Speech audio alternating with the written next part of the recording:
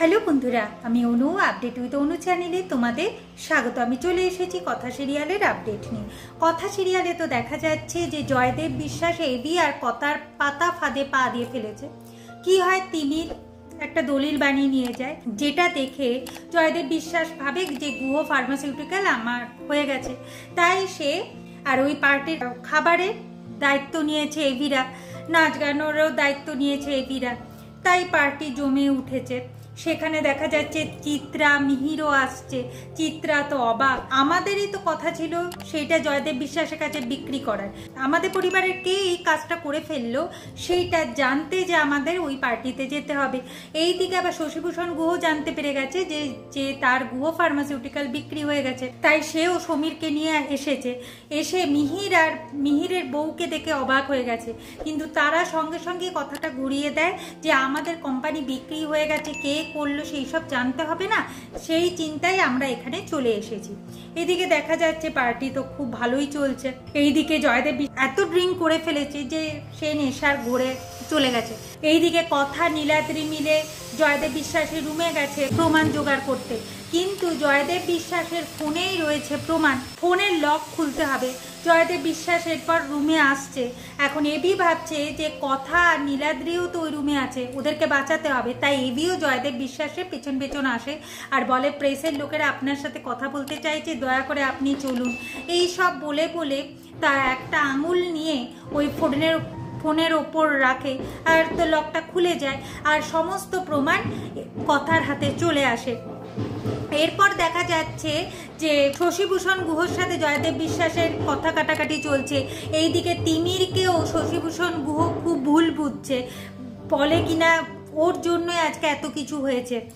এর মধ্যেই আবার দেখা যাচ্ছে যে জয়দেব বিশ্বাস সবাইকে বলছে যে গুহ ফার্মাসিউটিক্যালের ওই জমিতে আমাদের কোম্পানি একটা ইন্টারন্যাশনাল কোম্পানির সাথে যুক্ত হচ্ছে। আমি আমার কোম্পানিটাকে আরও বড় করব, এরপর একটা রিসার্চ সেন্টার করব। এই সব কিছু বলা বলির পর হঠাৎ প্রজেক্টারে অরুণের ফটো দেখতে পায়। আর এরপর আস্তে আস্তে পেছন থেকে কেউ বলতে থাকে যে এই অরুণের মৃত্যু কিভাবে হয়েছে, যেটা দেখে জয়দেব বিশ্বাস একটু ভয় পেতে থাকে। সে বলে এই সব কিছু কথা বলে মেয়েটা করছে, তাই কথাকে যে করেই হোক ধরবার চেষ্টা করো, পালাতে দেওয়া যাবে না। ঠিক সেই এবি অরুণের ছদ্মবেশে জয়দেব বিশ্বাসের সামনে এগিয়ে আসে, যেটা দেখে জয়দেব বিশ্বাস আর তার ছেলে প্রান্তিক বিশ্বাস খুব ভয় পেতে থাকে।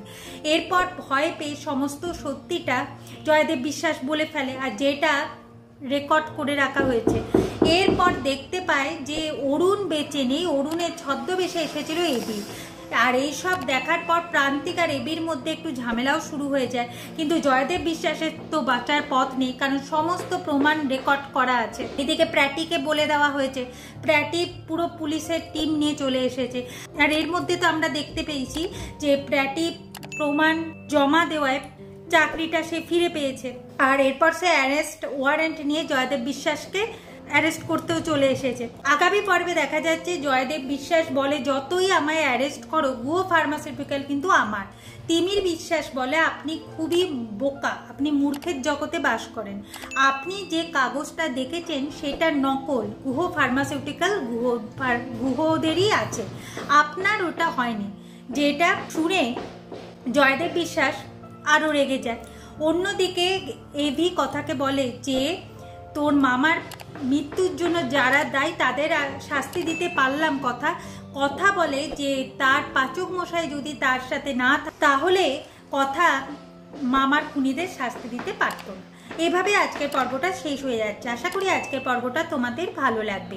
ভিডিওটা দেখবার জন্য আর আপডেট উইথ অনু চ্যানেলের পাশে থাকবার জন্য অসংখ্য ধন্যবাদ।